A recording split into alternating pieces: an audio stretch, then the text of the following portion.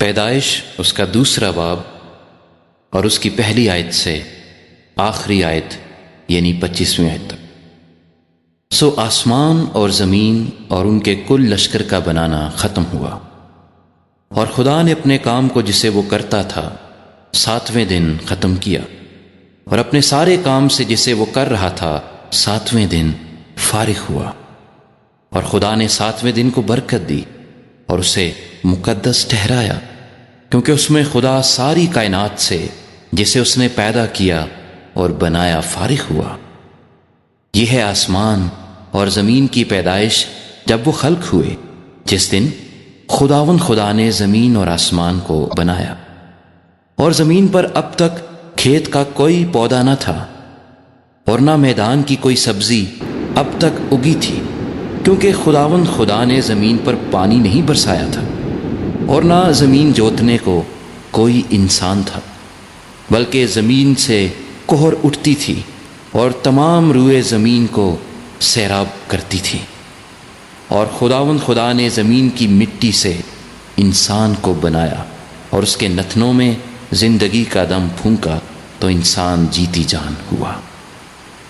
اور خدا نے مشرق کی طرف عدن میں ایک باغ لگایا، اور انسان کو جسے اس نے بنایا تھا وہاں رکھا۔ اور خدا نے ہر درخت کو جو دیکھنے میں خوش نما اور کھانے کے لیے اچھا تھا زمین سے اگایا، اور باغ کے بیچ میں حیات کا درخت اور نیک و بد کی پہچان کا درخت بھی لگایا۔ اور عدن سے ایک دریا باغ کے سیراب کرنے کو نکلا، اور وہاں سے 4 ندیوں میں تقسیم ہوا۔ پہلی کا نام فیسون ہے، جو ہیویلا کی ساری زمین کو جہاں سونا ہوتا ہے گھیرے ہوئے ہے، اور اس زمین کا سونا چوکھا ہے، اور وہاں موتی اور سنگے سلیمانی بھی ہیں۔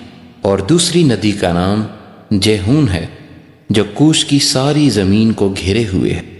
اور تیسری ندی کا نام دجلہ ہے، جو اسور کے مشرق کو جاتی ہے۔ اور چوتھی ندی کا نام فرات ہے۔ اور خدا نے آدم کو لے کر باغ عدن میں رکھا کہ اس کی باغبانی اور نگہبانی کرے۔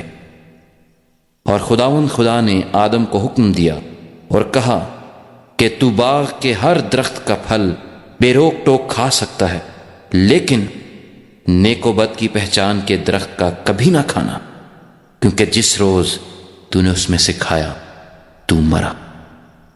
اور خدا نے کہا کہ آدم کا اکیلا رہنا اچھا نہیں، میں اس کے لیے ایک مددگار اس کی مانند بناؤں گا۔ اور خدا نے کل دشتی جانور اور ہوا کے کل پرندے مٹی سے بنائے، اور ان کو آدم کے پاس لایا کہ دیکھے کہ وہ ان کے کیا نام رکھتا ہے۔ اور آدم نے جس جانور کو جو کہا وہی اس کا نام ٹھہرا۔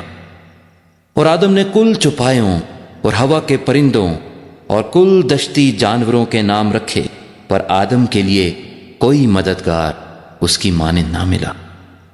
اور خدا نے آدم پر گہری نیند بھیجی اور وہ سو گیا، اور اس نے اس کی پسلیوں میں سے ایک کو نکال لیا اور اس کی جگہ گوشت بھر دیا۔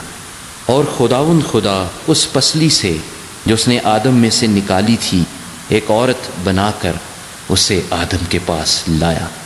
اور آدم نے کہا، یہ تو اب میری ہڈیوں میں سے ہڈی اور میرے گوشت میں سے گوشت ہے، اس لیے وہ ناری کہلائے گی، کیونکہ وہ نر سے نکالی گئی۔